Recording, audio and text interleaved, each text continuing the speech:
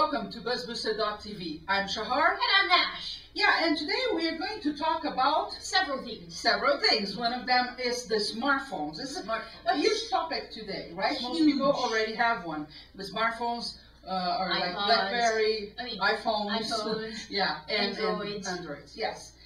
Well, we were reading about that and how the content is being streamed to these smartphones. Yes. And how this is really causing a shift in the way people consume content. Major shift. Yes.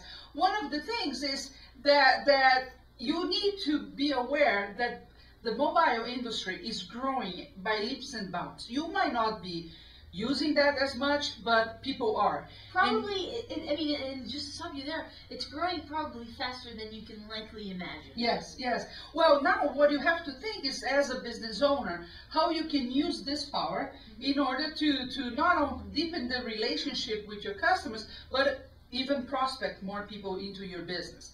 Well, there are several things you can do. One of them is make sure that your site shows well on a smartphone. Yes. And that's a simple thing that you can put in place in case you don't have. But the fact is that people are on the go, and more they will consume content from small devices. iPhones or iPads too, as the tablets. So it needs to look good on a mobile device. That's the first thing. The second thing, make sure you show in geo-based games. Yes. You're a big fan of one of them, right? I am, yeah, Foursquare. So, and Shahar, I know you're probably going to mention several different things that they can do to market market via on the mobile platforms. And but one thing is, if you don't have the budget to, for instance, create an application and things like that, you can do the simple things, such as be present on all those mobile platforms, the games and such. And so Foursquare, go all out. Is your business on there? If you have a retail store, for instance, is it on there? Is it listed on there? Do you come up on Yelp when people do a search? Because, you know, their car might break. Yeah. And they are in an area they're not familiar with. They can go to Foursquare and check where's the nearest mechanic, for example. Yeah. So if you're not showing, you're just leaving money on the table. That's right. That's one thing. And the second thing is people interact with you in those games by leaving reviews, giving tips. We go a lot to restaurants, and many times the person, and many times they tell you about what dessert to get or what's really good in that place, and many times we have tried those tips because we didn't know what to order. I try them all the time. Yeah, we didn't know what to order, or we want to change. Well, see what other people like and see what they have to say. I mean, if they took the time to leave a review to say that they like something, it's probably worth trying. Yeah. Yeah, and you as a business owner, that's all you want, attention from your market, right? And be able to prospect more people. Now, other ways you can use the mobile marketing is, for example, let's say you are a doctor, okay, or a chiropractor or a dentist. Why not send appointment reminders to your clients so they don't forget? Even you can go one step further and talk about the treatment, what they need to do next, for example. If you're a retailer or a restaurant, you could send specials and coupons over the phone for them to grab and consume from your business. Yeah. There are many things, right? Well, yeah, ultimately, though, whatever the industry that you're in, the thought process needs to be, I believe, is, okay, what problem can I solve for my clients, for my prospects? And then think, okay, how can I adapt this to, for instance, an application? Or just like you said, just using a simple text message. Something that will solve a need that they have. Yeah, and that's a very good point, because as a business owner today, you really need to be thinking how you can help your customer. What are the things you could put in place that would help them? So when we mention applications, sometimes it's weight loss application so they can keep track. And it can be a lot less expensive than you might think, or less complicated than you might think to have one. But in case you don't want to go to the applications route, but you should be already thinking about that, you can offer these other services like reminders and and coupons. And even if you go the applications route, I don't have the resources right now. Like, I don't remember the resources. I mean, as in the contacts. Anyway, one thing, I don't remember what they are, but you can go with a programmer and you can have him develop a full blown out extension or application, but you can also go to simple places. There are websites out there that will help you create applications in a snap that will work on almost any phone. The simple ones. The simple ones. They're really reachable for that. Exactly. Yeah, sure. So another thing you need to consider when you're talking about mobile is that you really need to think decentralized from your own website. The first thing is because your website is not the whole thing. People will be consuming content from you, from social networks, maybe videos, depending on what you're doing. But it cannot be centralized there. And in a wider scope, it cannot even be centralized on the PC, because like we just told you, this is shifting to smaller devices and mobile devices. So you need to think big when you create your strategy to say, okay, how can I really be wherever they're looking for me? And have in mind that the most important thing is really the quality of the content that you're providing. And not so much what kind of platform and the technology. And people tend to get too hooked to technology. They do, and it really doesn't matter that much, because I mean, if the content that you provide is good and it's perceived as valuable to your audience, that's really what matters. So it doesn't really matter which platform you choose, as long as you're present and you have content that is valuable. Yeah, and you're providing them a service, like in the case of mobile. Nobody wants to be interrupted in their phone to read to ads, but if you're sending them a reminder, a good tip, a coupon that they can use, that's another conversation going on, and they will understand and see the value. I know you want to wrap up this topic, but one thing that I thought was very interesting, and I was reading something about Eric Schmidt from Google, and he said one thing that I thought was really quite true. He mentioned, you know, and he was talking about the power of smartphones, but he said really smartphones are even more powerful than a PC because they have more information about you as the user than your computer does. Meaning it knows where I am right now and the things that I like and the things that I see the most, as opposed to my computer, who really just knows where I browse, or where I go to online, not doesn't know my location, doesn't know not only that, it's hooked to you 24 hours a day, 24/7, which the PC is not. And that is a huge thing for you to consider as a business owner. Okay, well, since we are talking about online and mobile, let's talk a little bit about e-zines, okay? Because it's funny, we see people coming here to the office sometimes and thinking that they're kind of passé and people don't read, or the email readership is not that big, which is true, by the way. But if you have something interesting, people will pay attention. And you want attention from your market, because once you get attention, it's more likely they will take action, and that's what you want, to sell more services or products. And you were telling me about the cool e-zine you get all the time, that you love to get. Yeah, because, you know, the fact is, readership is lower, like you said, and it is kind of passé. But honestly, I still think it's one of the best ways to communicate with my prospects and existing clients. And one company who does this really well is Think Geek.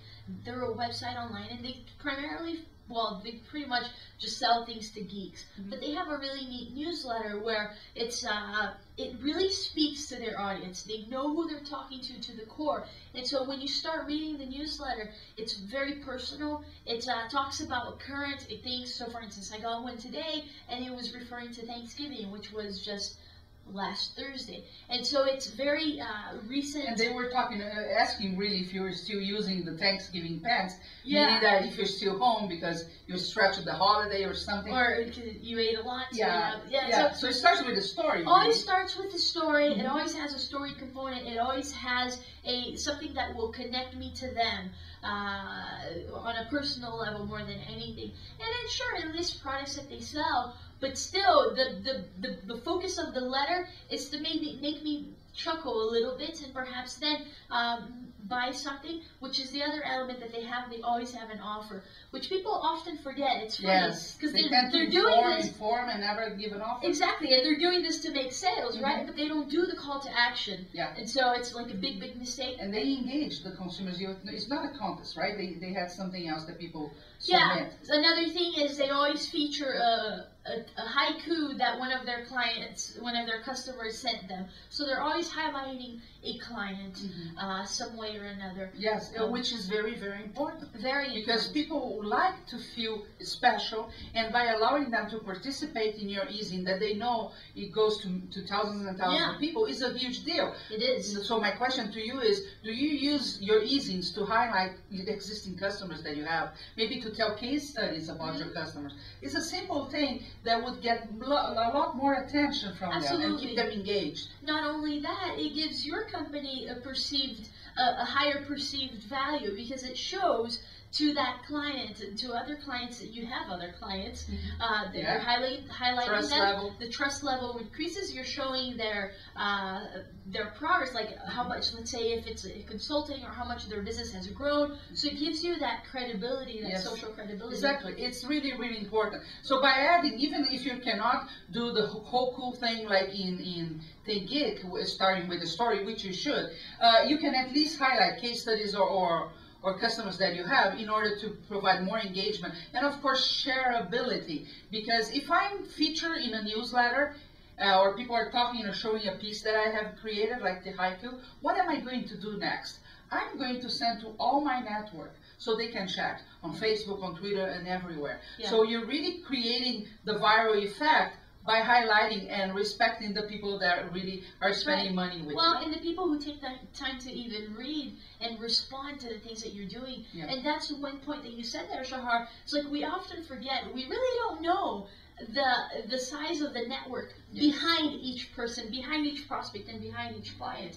And so when you're featuring them like that, it's almost like you're exposing yourself to their networks. So be smart and work on your e-zine. Sign up for Think Gig, for example, and you will get, they do a lot of things right, including their printed catalog, which will lead us to our last point today, in the offline environment. Because, you know, if you really want attention from your market, you will combine online and offline strategies. Yes, I know offline strategies tend to cost more, but that's how you really not only get attention, but keep them engaged.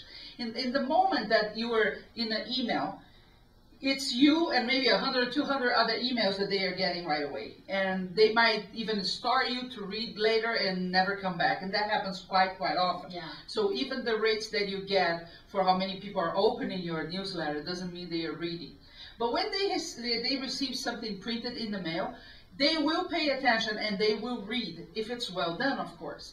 So we talked before about the fact that people can send 3D items in the mail without having to package. We even use the example that you can send a ball in the mail, and there's a company that did a lot of money based on that. Well, I want to show you this idea because I also think it's pretty cool. It's one of those bags where you put money, so money bags, I will call it that way, and see that they put my address and the stamp right here on the package. And of course, I have to open that because you don't get these every single day. So you get a lot of envelopes. You open your mailbox, and this is sitting right there. This is the A pile. It's definitely going to get opened because, hey, you need to see what's in there. You need to see what's in here. Maybe it's money. Maybe it is. Who knows? Who knows? But see, they don't need to package this in any other way other than to slap a stamp on there and your address. By using something simple as this, you're getting attention, and it's going to be open. Open, for sure. Yes. Give me that. So what do you have inside? Now you can hold that. Then you have a letter that, of course, they are going to tell a story, tell you why to use their service.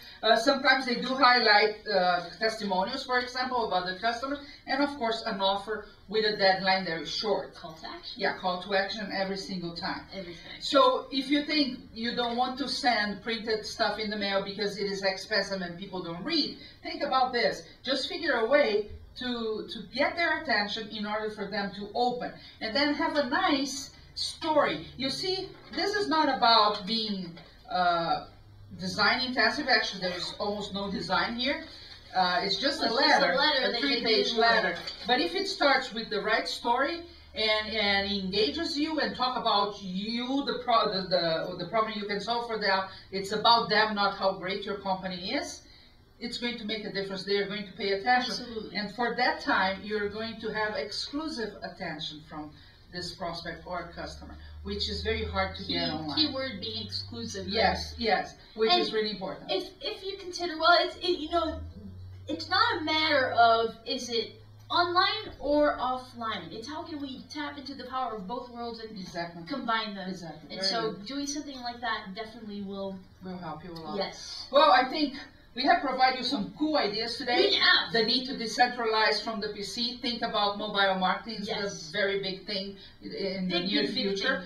Then work on our e-zines, make them more personal and in a way that you can engage your customers. Yes. And 3D mailing, using to get attention and have them open. All right. So let's get out there. Let's get attention. Yes. And see you next time. See you next time.